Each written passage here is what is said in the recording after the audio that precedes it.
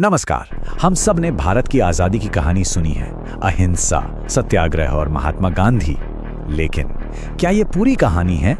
आज हम इतिहास के वो पन्ने पलटने वाले हैं जो एक बिल्कुल अलग और शायद ज्यादा विस्फोटक सच्चाई की तरफ इशारा करते हैं। और ये शब्द देखिए, ये किसी इतिहासकार के नहीं बल्कि उस ब्रिटिश प्रधानमंत्री के हैं जिसने भारत की आज़ादी को मंजूरी दी थी, क्लेमेंट एटली।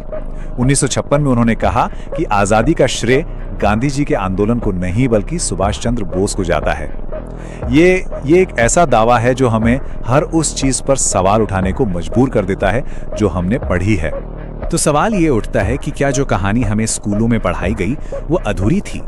क्या आज़ादी की लड़ाई का एक और भी बड़ा और ज्यादा जबरदस्त हिस्सा था जिसे जानबूझकर या अनजाने में नजरअंदाज कर दिया गया? चलिए इसी की पड़ताल करते हैं। इस पूरी कहानी की जड़ें एक ऐसे इंसान में हैं जिसने ऐशो आराम की जिंदगी को ठोकर मारकर बगावत का रास्ता चुना। चलिए जानते हैं सुभाष चंद्र बोस के उस शुरुआती सफर को जिसने सब कुछ बदल दिया। सुभाष चंद्र बोस शुरू से ही बहुत अलग थे। एक तरफ तो वो इतने ब्रिलियंट थे कि आईसीएस जैसे मुश्किल एग्जाम में चौथी रैंक ले आए, और दूसरी तरफ उनके अंदर बगावत की आग जल रही थी। कॉलेज से निकाले जाने से लेकर आईसीएस की नौकरी छोड़ने तक उनका रास्ता पहले दिन से ही एकदम साफ था।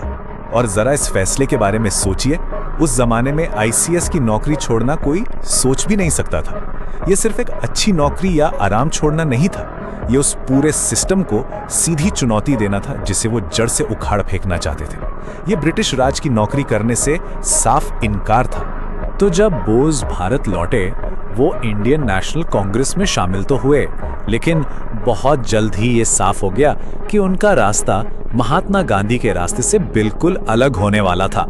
और यहीं पर इन दो महान नेताओं के बीच का फर्क सामने आता है। गांधी जी का अटूट विश्वास था अहिंसा में कि बिना खून खराबे के आज़ादी हासिल की जा सकती है। वहीं नेताजी का मानना था कि आज़ादी मांगी नहीं जाती, छीनी जाती है, और उसके लिए कोई भी रास्ता अपनाना पड़े वो जायज है। और ये सिर्फ विचारों का मतभेद नहीं था, ये जल्द ही एक खुले टकराव में बदल गया। जब बोस ने गांधी जी के पसंदीदा उम्मीदवार को कांग्रेस अध्यक्ष पद के चुनाव में हरा दिया तो ये एक सीधी चुनौती थी। लेकिन गांधी गुट का सपोर्ट ना मिलने की वजह से आखिरकार बोस को इस्तीफा देना पड़ा। लेकिन कांग्रेस छोड़ने का मतलब हार मानना नहीं था। बोस ने अपना रास्ता खुद बनाया और फॉरवर्ड ब्लॉक की स्थापना की ताकि आजादी के लिए अपने तरीके से लड़ाई को आगे बढ़ा सकें। अब कहानी में एक जबरदस्त मोड़ आता है। सेकेंड वर्ल्ड वॉर शुरू हो चुका था और अंग्रेजों ने बोस को उनके ही घर में नजरबंद कर दिया था। यहीं से बोस ने इतिहास के सबसे साहसी कामों में से एक को अंजाम दिया, और ये दिखाता है कि वो कितने दृढ़ थे। पठानी सूट पहनना, दाढ़ी बढ़ाना, कई फर्जी पहचान बदलना। उन्होंने ब्रिटिश खुफिया एजेंसियों को पूरी तरह से चकमा दिया और अपनी लड़ाई को एक ग्लोबल स्टेज पर ले जाने के लिए निकल पड़े। जर्मनी में वो हिटलर तक से मिले और भारतीय युद्धबंदियों को लेकर एक इंडियन लीजन भी बनाई। लेकिन उन्हें ये समझने में देर नहीं लगी कि हिटलर सिर्फ उनका इस्तेमाल कर रहा है, असल मदद नहीं करेगा। तो उन्होंने अपना पूरा ध्यान पूरब की तरफ मोड़ा और जापान के लिए एक ऐसी पनडुब्बी यात्रा पर निकल गए जो जानलेवा हो सकती थी। और साउथ ईस्ट एशिया पहुंचकर ही नेताजी को वो मौका मिला जिसका वो इंतजार कर रहे थे, आजाद हिंद फौज की कमान संभालने का। और यहीं से बोस ने अपनी सबसे बड़ी विरासत को शक्ल दी, आजाद हिंद फौज यानी इंडियन नेशनल आर्मी।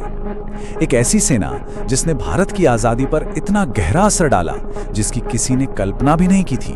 सिंगापुर में बोस ने 40,000 सैनिकों की एक सेना की कमान संभाली। ये ज्यादातर वो भारतीय सैनिक थे जिन्हें जापान ने युद्ध में बंदी बना लिया था। उन्होंने इन हारे हुए सैनिकों के अंदर आजादी का ऐसा जज्बा भरा कि वो एक समर्पित फौज बन गए। और इसी सेना को जगाने के लिए उन्होंने अपना वो ऐतिहासिक नारा दिया। ये सिर्फ एक नारा नहीं था, ये एक वादा था, बलिदान का एक आह्वान जिसने हजारों दिलों में देशभक्ति की आग जला दी। आईएनए ने जापानी सेना के साथ मिलकर भारत पर हमला कर दिया और एक समय के लिए उन्होंने भारतीय जमीन पर तिरंगा फहरा भी दिया। लेकिन अंग्रेजों के बेहतर हथियार और रसद की कमी के चलते वो इम्फाल और कोहिमा की भयानक लड़ाइयों में हार गए। तो लड़ाई के मैदान पर ये एक हार थी, लेकिन इतिहास में ये वो हार थी जिसने जीत का रास्ता तैयार किया। आईएनए का सबसे बड़ा असर युद्ध के मैदान पर नहीं बल्कि उसके बाद सामने आया। युद्ध खत्म होने के बाद जो हुआ, उसने भारत की आजादी की लड़ाई का रुख हमेशा के लिए बदल दिया। सुनने में थोड़ा अजीब लगता है ना, कि एक हारी हुई सेना आजादी कैसे दिला सकती है। लेकिन आईएनए की हार ने ही असल में उनकी आखिरी जीत की कहानी लिखी। आइए देखते हैं कैसे। अंग्रेजों ने सोचा, चलो आईएनए के अफसरों पर देशद्रोह का मुकदमा चलाते हैं, एक मिसाल बनेगी। लेकिन ये उनकी सबसे बड़ी, सबसे ऐतिहासिक भूल साबित हुई। इन मुकदमों ने पूरे देश में गुस्से की लहर दौड़ा दी, और सबसे जरूरी बात, इसने ब्रिटिश इंडियन आर्मी और नेवी में बगावत की आग भड़का दी। अंग्रेजों ने अपने राज का सबसे मजबूत खंभा खो दिया था, उनकी फौज की वफादारी। और ये स्लाइड में जो दिलचस्प बात है वो ये है कि इस मुकदमे के जो 3 चेहरे बने वो थे एक मुस्लिम, एक हिंदू और एक सिख। ये एक इतना शक्तिशाली प्रतीक था कि पूरा भारत धर्म और जाति भूलकर एक साथ खड़ा हो गया। अंग्रेजों को समझ आ गया था कि जिस फौज के दम पर वो हिंदुस्तान पर राज करते थे वो अब उनकी नहीं रही। तो आईएनए की कहानी ने भारत को आजादी के दरवाजे पर लाकर खड़ा कर दिया। पर विडंबना देखिए, जिस नेता ने यह सब मुमकिन किया वो खुद आजादी का सूरज देखने के लिए जिंदा नहीं रहा, या शायद रहा।